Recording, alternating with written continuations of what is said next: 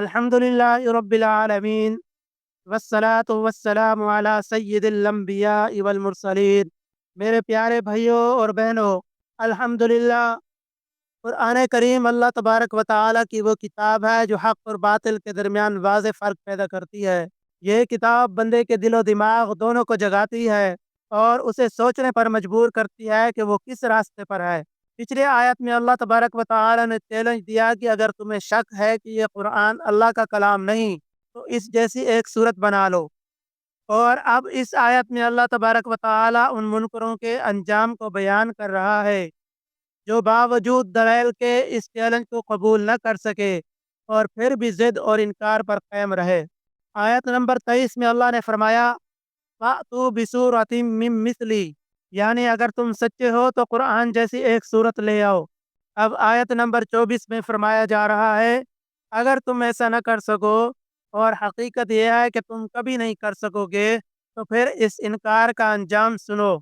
یعنی پچھلی آیت دعوت اور دلیل تھی جبکہ یہ آیت انجام اور تنبیہ بیان کرتی ہے۔ تو آئیے شروع کرتے ہیں۔ اعوذ باللہ من الشیطان الرجیم، بسم اللہ الرحمن الرحیم۔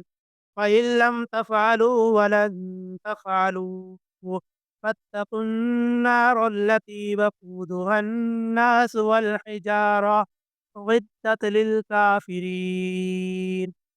پھر اگر تم ایسا نہ کر سکو اور تم ہرگز نہیں کر سکو گے تو اس آگ سے بچو جس کا ایندھن انسان اور پتھر ہیں جو کافروں کے لیے تیار کی گئی ہے۔ تفسیر: اللہ تبارک و تعالیٰ کے الفاظ میں کتنا یقین اور چیلنج ہے۔ فَإِن لَّمْ تَفْعَلُوا وَلَن تَفْعَلُوا، یعنی تم اگر اب تک نہ کر سکے تو آئندہ کبھی نہیں کر سکو گے۔ یہ اعلان صرف چیلنج نہیں بلکہ قرآن کے الہامی ہونے کا ابدی ثبوت ہے۔ پھر فرمایا فَاتَّقُوا النَّارَ، اس آگ سے بچو۔ یہ وہ آگ ہے جو عام آگ نہیں بلکہ اس کا ایندھن خود انسان اور پتھر ہوں گے۔ یہاں پتھر سے مراد وہ بت بھی ہیں جنہیں کفار پوجا کرتے تھے، یعنی جنہیں وہ معبود سمجھتے تھے وہ بھی ان کے ساتھ چلیں گے۔ اور فرمایا اعدت للکافرین، یہ آگ پہلے ہی تیار کر دی گئی ہے ان لوگوں کے لیے جو ایمان نہیں لائے۔ یہ الفاظ سن کر دل کانپ جاتا ہے۔ اللہ نے ابھی سے دوزخ کو تیار کر رکھا ہے اور ہر وہ شخص جو ضد، غرور اور کفر میں مبتلا ہے اس کا انجام وہی ہے۔ نصیحت: یہ آیت ہمیں سخت تنبیہ دیتی ہے کہ ضد اور تکبر انسان کو ہلاکت میں لے جاتے ہیں۔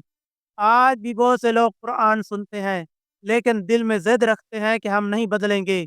ایسے لوگ سمجھ لیں کہ اللہ کی بات سے منہ موڑنے والا در حقیقت اپنی ہی بربادی کی طرف جا رہا ہے۔ ہمیں چاہیے کہ ہم قرآن کے پیغام کو سنیں، سمجھیں اور اس کے مطابق اپنی زندگی بدلیں۔ قرآن کا مقصد صرف تلاوت نہیں بلکہ دل کی اصلاح اور عمل کی تبدیلی بھی ہے۔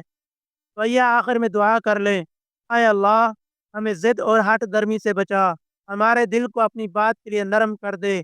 اے رب العالمین، ہمیں ان لوگوں میں شامل نہ فرما جو تیری آیات کو سن کر بھی انکار کرتے ہیں۔ یا اللہ ہمیں جہنم کی آگ سے بچا لے اور اپنے نبی صلی اللہ علیہ وسلم کی شفاعت نصیب فرما۔ قرآن کو ہمارے لیے نجات کا ذریعہ بنا تاکہ حجت بننے والا۔ اے اللہ ہمیں ایمان، یقین اور استقامت عطا فرما اور آخرت میں ہمیں اپنے قریب جگہ دے۔